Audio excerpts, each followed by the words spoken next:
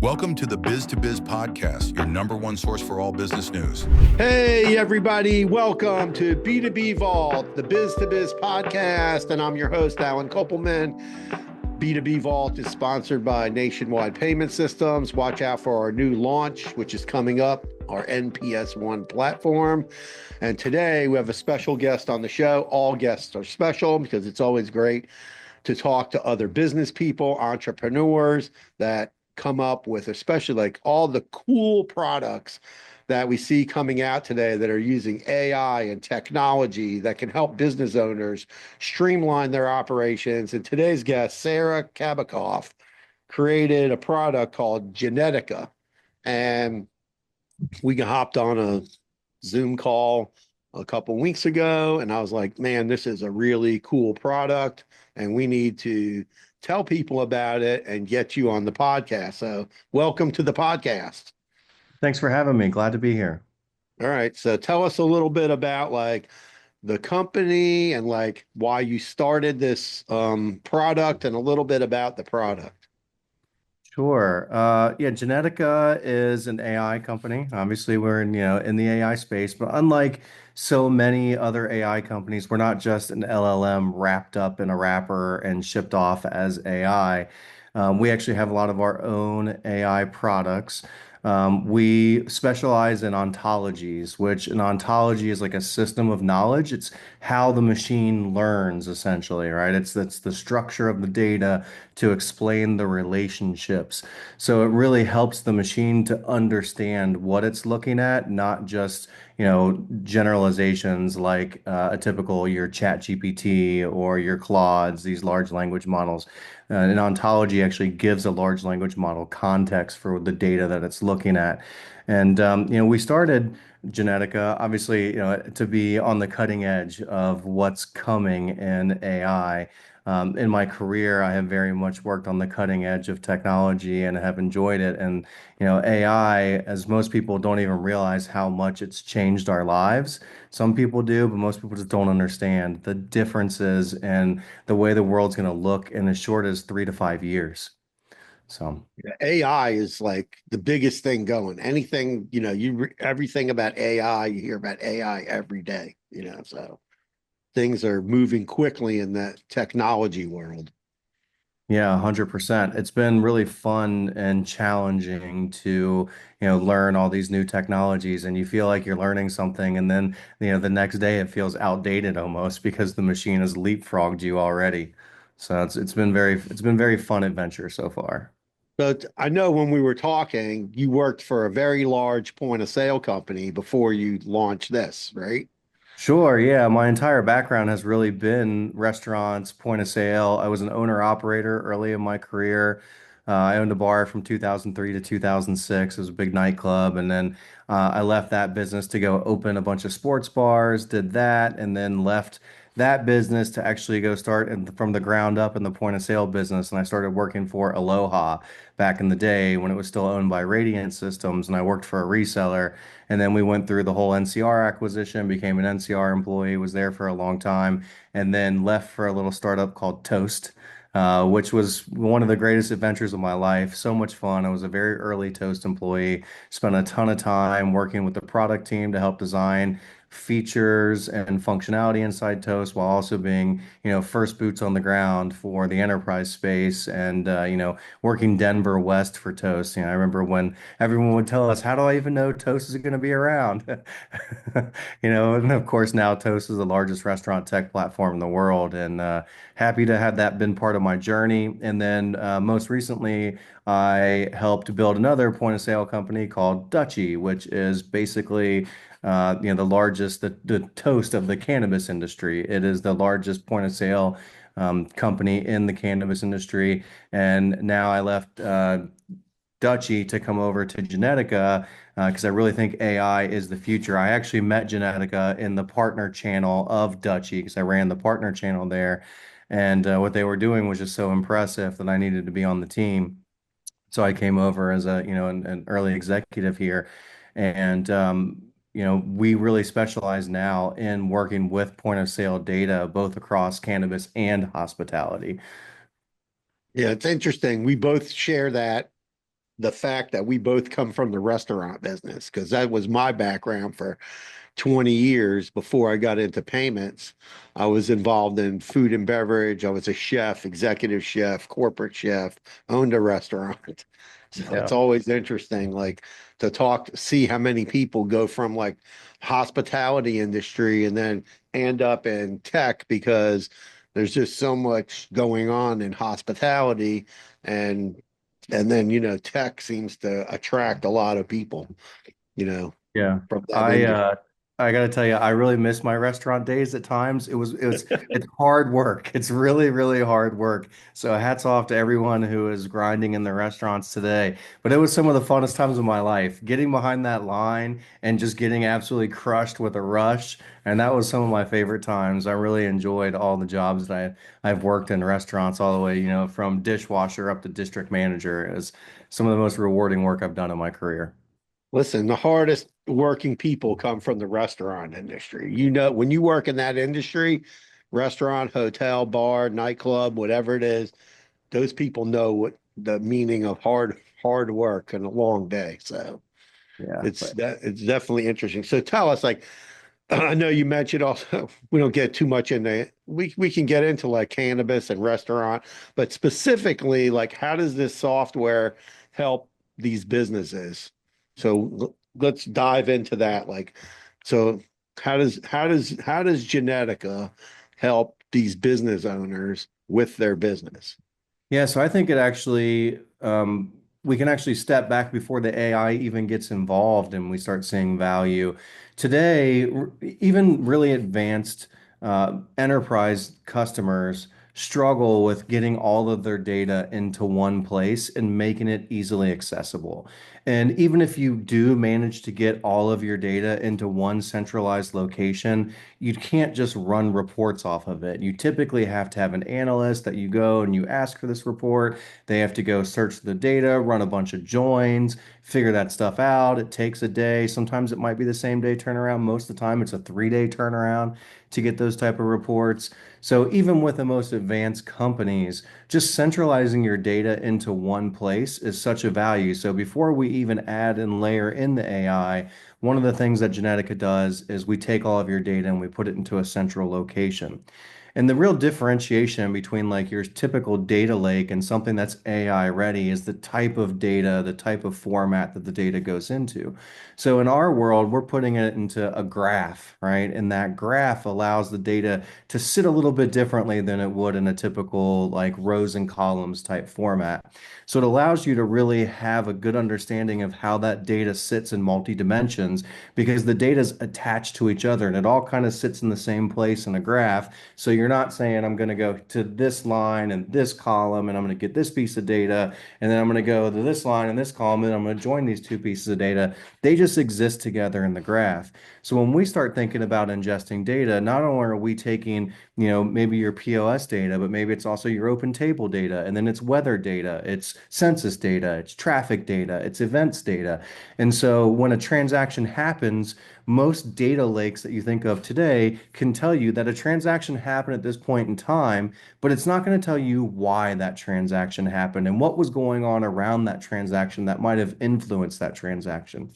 So, when we pull in the data and we prepare it to be ready for AI, we're setting it into a different format that just inherently changes the nature of that data to allow AI to understand it. And then you start adding in the ontology to help the AI understand who is asking the question, what's the context for their job, right? Because we want to ingest all of your SOPs, we want to ingest your job descriptions, we want to understand those things so that we're giving a full picture of what the data looks like to a CMO versus a CFO versus the CEO, because they all want to look at data a little bit differently. And a typical data lake that people think of today doesn't provide that. It just doesn't give that inherently. So you have to have a human in the loop that then goes in and decodes that data and says, okay, what might this person want?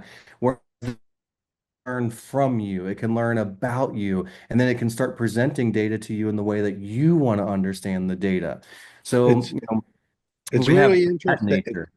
Go It's ahead. interesting, how, you want to get like we were meeting with this point of sale company yesterday, and the person who was doing the the people who are getting the demo were like, oh, the owner wants this kind of report. The CFO wants this kind of report. The manager needs this kind of report. So that's really interesting. And you mentioned weather, and that's kind of crazy because, when you think about it, I remember making budgets for hotels and we would make a budget for the hotel. And, we were sitting down and then, after they put, everything together, like, okay, now we got to mark in all these holidays. And then we got to mark in this holiday. And then we got to go, okay, the weather. And I was like, the weather? What are these guys talking about? The weather. And I couldn't understand. They're like, well, it's going to be cold outside from here to here. So there's nobody going to sit on the patio. People don't think about like that deep into like, oh, why did we only serve 300 people this day? And this other day, 3 months later, it was 500.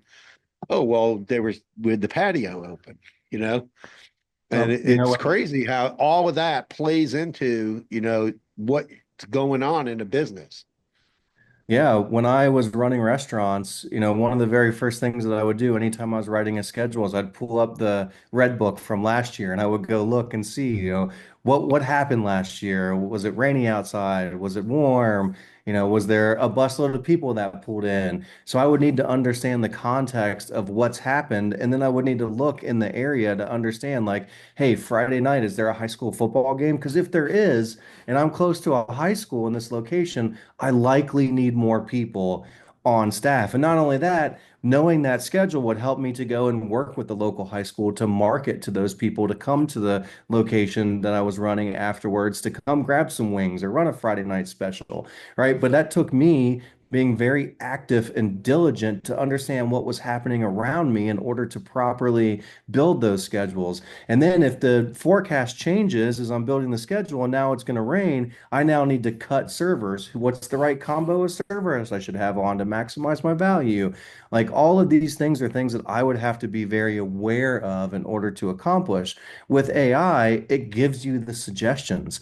It'll say, hey, there's an event coming up that's within a certain proximity. And historically, when you see these type of events, we see this type of rise in foot traffic. Oh, and by the way, it's going to be really nice. And so typically when the temperature is above a certain threshold, you start to see this increased foot traffic. So you might want to pay attention and adjust your schedule based on these things. And it takes the data, it reads it, and it gives you an actionable way to make the data work for you. It's not just, oh, I have to think about this. I've got to spend time doing this. I've got to hire a person who specifically goes and looks at all these factors. No, now you have the AI 5Xing your workforce and doing that work for you and helping you understand. And then you take it a step further and understand competitive pricing on happy hour or your menu items. And you I can thought that monitor. was really cool when you showed me that in the demo. I was like, wow.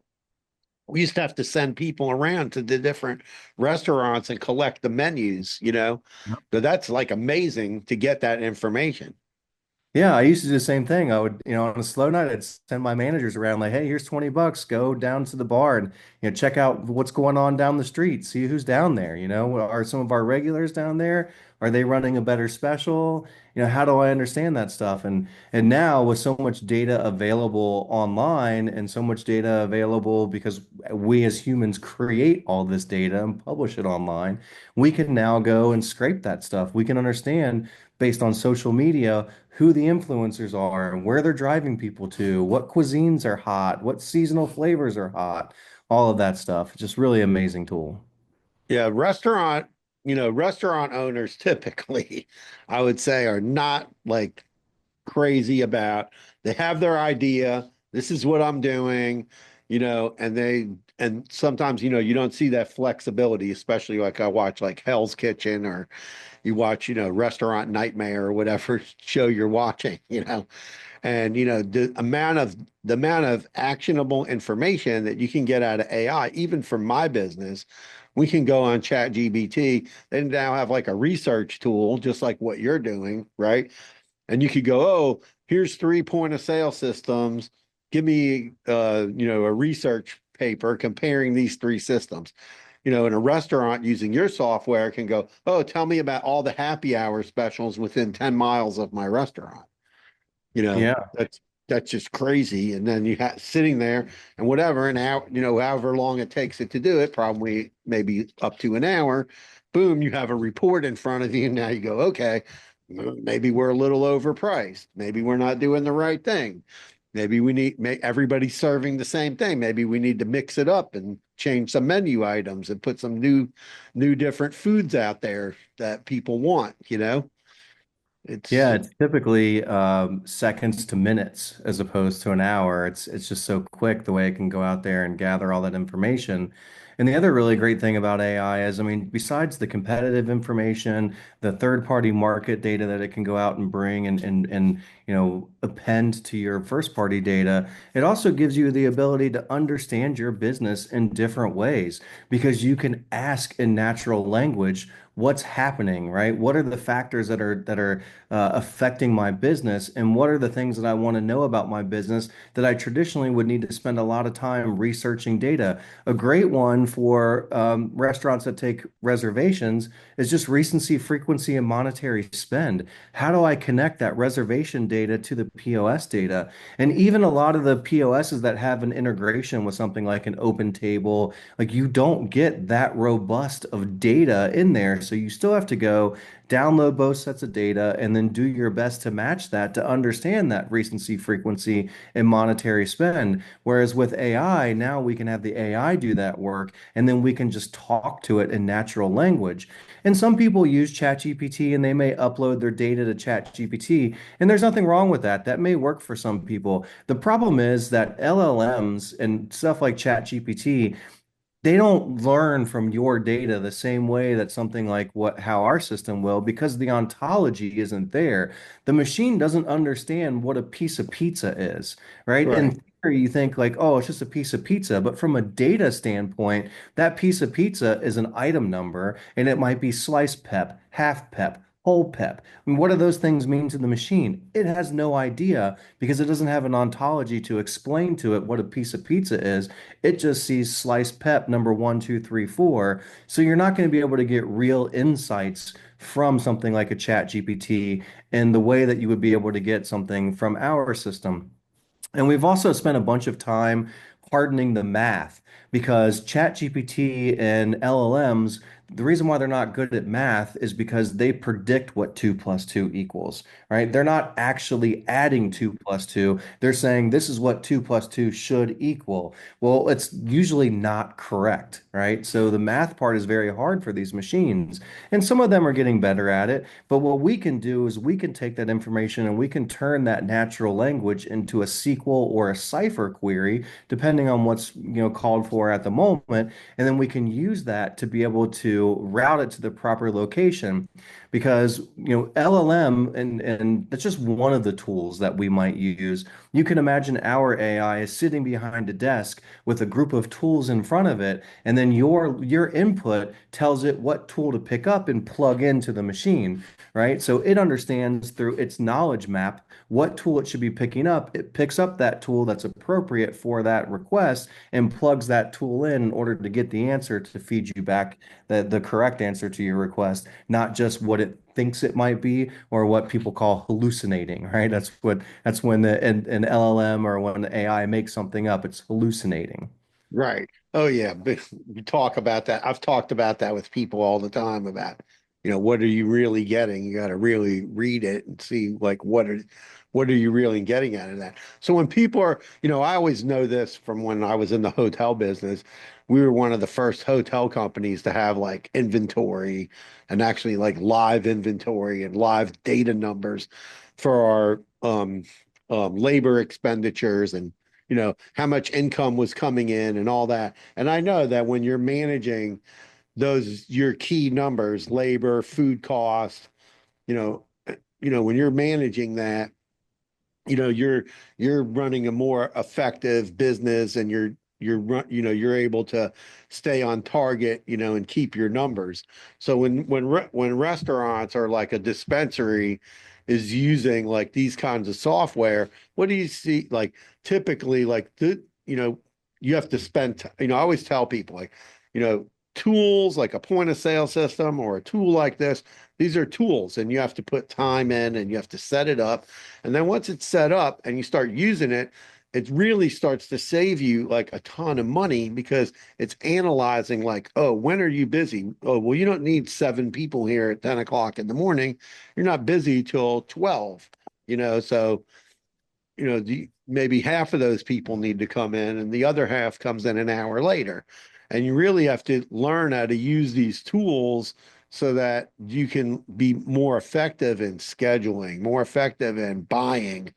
And, today, we have a crazy economy. Everybody wants to save money. So like from a saving standpoint, I'm sure, I don't know the cost. We're not discussing cost today, but I'm sure that this basically pays for itself. Oh, in so many ways. I mean, you can tie ROI back directly to amplification of work output, right? So, especially as groups grow, they need to hire business analysts. And look, we don't think of AI as replacing people. We think of AI as augmented intelligence and being able to amplify the work that someone's doing. So as you grow, instead of needing to hire two, three, four business analysts just to run reports, understand your business and dive in deep, we can now take that one person, give them the proper tool, and amplify the work they do times five, right? So we're saving you payroll there. We're saving hours of time for the people who are doing the work. And, a lot of times you have to create a help desk ticket. Oh, I want to get this report. Here's my help desk ticket. Then IT processes it and then assigns it. And then someone goes and builds it. And then they have to return it. And then you have to do iterations of that report because it's not exactly what you want.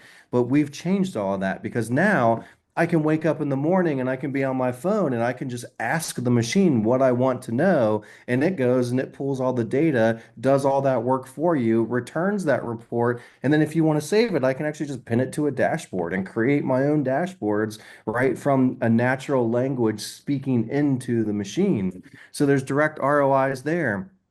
There's so much that it can do that sometimes it can be overwhelming. And that's one of the areas where I think people get a little overwhelmed by AI because it inherently can just do so much, right? It can write marketing copy, it can search the web for competitive data, it can build you reports and dashboards and all these great things. So, where do you start? And the savings, I think, as you grow and learn to use the tool, the savings become more and more apparent in the amplification of the work that your staff is outputting and the reduction in hiring that you need to do long term because you're able to get more with less. And in today's society, in the direction that we're heading and the cost of everything, labor is just so expensive. So being able to optimize your labor spend, being able to optimize the home office spend to be able to, make those employees super powered is really what's going to give you that competitive edge that you're going to need to continue to thrive in today's economy.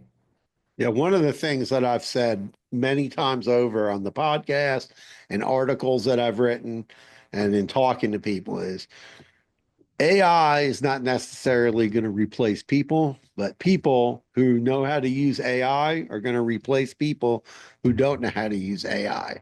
So it's super, super important. I tell everybody, get a paid account on ChatGPT. Start somewhere, pay for it, because when you're paying for it, you're that whatever you're doing on there, right? In that AI tool, it starts to know what you have. It's like learning about your business or what kind of blogs you're writing or what kind of copy you're writing or what the tone is that you want. And the same thing, like with using Genetica, it's learning about your restaurant or your dispensary and what's on your inventory. And hey, you have a bunch of steak and it's not selling. So you're going to either be throwing this steak out or you need to go run a special. You need, a lot of people don't use, you have to put these tools to work. And, people that know how to use AI are going to do very well in the job market. I mean, I was reading a thing where people who like a new job is AI prompt writing, right? How to write prompts for AI is like a job now. I mean, that's crazy. That's a job. Oh yeah. I mean, the more effective your prompt is, the more effective your answer is going to be, right? I can see it in our own user base. I see people and I watch their journey because we can see every single thing that someone puts into the system. We watch how the machine thinks. I've got one guy that just monitors that all day long and goes in and helps the machine to understand where it got things wrong, right? So that we can refine that output. And I can watch users come into the platform and ask really basic questions and then kind of struggle a little bit to understand how to ask the next question, right? Right. And I watch them grow and I watch them really understand how to talk to the machine and to get really, really effective answers, especially on inventory levels, what's going bad, how they should be thinking about moving their inventory, labor, how they should build their schedules is a really big one. I've seen recently, I've started seeing people looking for combinations of employees that are most effective and asking really advanced questions to understand, how fast and efficiently people are moving the guests through the experience. And like what combos of people are most effective at doing that. And it's been really fun to watch the growth of our user That's base pretty as crazy to they've see gotten that. better. That's pretty crazy to see that. I remember running reports. We would run reports on, like in the hotel, in the fine dining restaurant. Okay, which waiters have the highest sales? How many people did they wait on? And then we would see, like, okay, well, Jim, this guy's kicking butt. And then we have, John. He's not doing any upselling, whatever. We need to have John work with Jim so he can learn whatever Jim is doing, so we can get this guy's sales up. And that's just basic point of sale. Now we have this point of sale with AI, it's on steroids. And I mean, this is a great product. And I think a lot of point of sale companies are probably going to want to license this type of product into their point of sale system, or you're going to end up selling to restaurants directly and just have a list of integrations at some point. Yeah, we're doing a little bit of both right now, actually. We have both models. We have where point of sale systems can either use an SDK and they can build an experience into their system and do like a chat BI type tool, or they can snap our entire product in if they want to use the agents and they want to use the dashboards and all the things that come along with it. And we've got some customers in Australia and Germany and here in the US that are all doing different flavors of that. And then we also have direct restaurant customers as well. We have direct retail customers as well. And we see both ways of it going. I actually really love selling to individual restaurants myself, groups of restaurants because my passion is there, right? I understand it so well. So I love seeing the efficiencies and watching them grow and watching them be successful with the tool. Yeah, it's a really great tool. I mean, I tell everybody, you got to start experimenting with AI because AI is the future. This is what's going to be, people are going to have to know how to use AI 5 years from now. It's going to be on the it's going to be like on the thing. Do you know how to use do you know how to use AI? It's going to be like a job requirement within the Well, next 5 years, every yeah, job. 100%. I'm in the middle of hiring some people right now, and one of the biggest qualifications is do you know how to use AI? Not just because we're an AI company, but because we use AI to code, right? We use tools like Cursor and Klein and RuCode and these type of bots that will help us to write our code. And we have our coders spending more time debugging and working through and using the machine to amplify their output, right? And it allows us to move so much faster. And when I show people things and I'll say, oh, this is on the roadmap, that's on the roadmap, and they'll be like, oh, okay, well, when's that coming? Oh, the next 60 days. What? Yeah, and they're blown away. I'm like, yeah, what used to take months now takes weeks because AI does half the work for us. Right. Yeah, it's crazy. So if people want to find more about Genetica, they go to getgenetica.com, right? That's correct. And they can also go to demo.getgenetica.com, and they can actually play with the tool live. You just have to punch in your email, it sends you a link, and we actually have a walkthrough on there and everything. I'll tell you how to use the tool, and then we just give you access to go in there and play with the tool and check out the results. There's all the data that's in there is real data.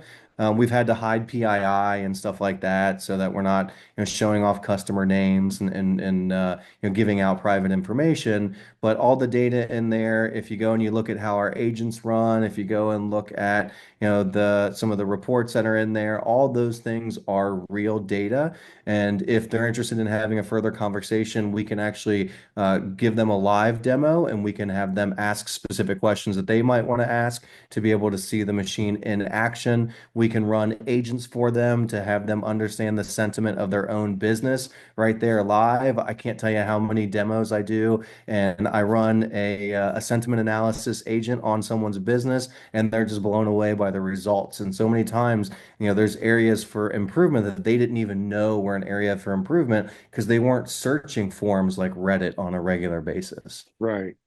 Yeah, it's amazing the information that you can get using this AI instead of sitting down and doing all this, paperwork and going through all this stuff and spreadsheets and this and that. What used to take days can just be done in a few minutes. It's literally amazing. And then you can make better decisions, quicker decisions and things like that. I used to, I tell people like one of the books that I like is Mel Robbins wrote this book, one, two, three, blast off, whatever she used to say. You just count to five and go. You don't need to sit around and, marinate over a decision. You don't have to go, oh, where am I going to get all this information from? Now you can use this AI tool, get all your data in there and learn how to use it and put together and make good business decisions and make them in less time, less effort. You don't have to go send employees all around to all the restaurants to collect menus. You can be collecting all of that online, not by sitting there typing, but just punching it in and getting the actionable information. I think you're 100% correct. I think another big value prop too is, we all have that one key person who, when they leave, we're lost, right? It's that person who runs the reports, knows the data, and then they end up leaving the business. And then you're like, oh, where do I go from here? And then you go hire someone, and it takes them 4 or 5 months to ramp up before you're back to where your production level was. Well, with AI doesn't quit. Right? It doesn't leave. It doesn't go find another role. It just is constantly working for you. It's on 24 hours a day, right? I can wake up in the middle of the night if I can't sleep because there's something bothering me about my business, which we've all had that moment, right? I can't Yes. sleep. This is keeping me up at night. Now I can roll over, pull up my phone, and talk to the machine about it. And it is it's a master's degree, PhD level intelligence that can tell me about my business and answer those questions that are keeping me up at night so I can rest well. And that alone in itself is worth the ROI. Right. So when merchants, like when they batch out, is that, and there's like a report produced by the point of sale, is the AI sucking that in and then analyzing it and then sending everybody an email too, like that? It sure can if that's what you want it to do. You can set up alerts for anything inside there. You can set up agents and alerts that just watch for specific things. Like one of our customers has an agent that just watches for comps over a threshold of revenue. And as soon as comps hit a threshold of revenue, it starts to email the people who are in charge of that particular region and starts to alert them. Any of those type of things. Too many transfer checks by a server. Like there's all kinds of things that you can monitor that just trigger those alerts. And certainly if you want to set up an alert that, once you batch out and ingest the data and then it can send that report that, hey, here's these transactions, here's what happened, here's the things you need to pay attention to. Oh, and by the way, here's an explanation of what's likely there. Oh, and by the way, here's an action. Do you want to send this to, Bob or Sally, whomever, to be able to solve this problem or take a look at it or give you more details? Right. So I really appreciate you coming on the podcast today, Sarah. Kabakoff from Genetica. Check out their website, getgenetica.com, and the demo.getgenetica.com. Go check out a demo. And if you have a restaurant, bar, nightclub, got a cannabis business, and you're looking for a better way to manage your data and get more analytical information, this is definitely the future of data analytics. I've not seen anything remotely even like this, and I get contacted constantly for people to come on the podcast. So, I try to get the coolest products, and this product definitely hit the cool level. So I appreciate that. My team works hard at this. We had a dream and some really, really talented team members, and we've been able to accomplish a ton, and we're really proud of what we're building, and we really think it's going to help restaurant owners thrive. So check out the podcast, B2B Vault, the Biz to Biz podcast. We're on YouTube, we're on LinkedIn, we're on Facebook, we're on Spotify, Apple Podcasts, wherever you listen to podcasts, we're there. Whatever app you use, and YouTube, you can catch the video. And again, thank you for Sarah for coming on the podcast today from Genetica. Everybody have a great day. Carpe diem. Peace out. Thanks so much.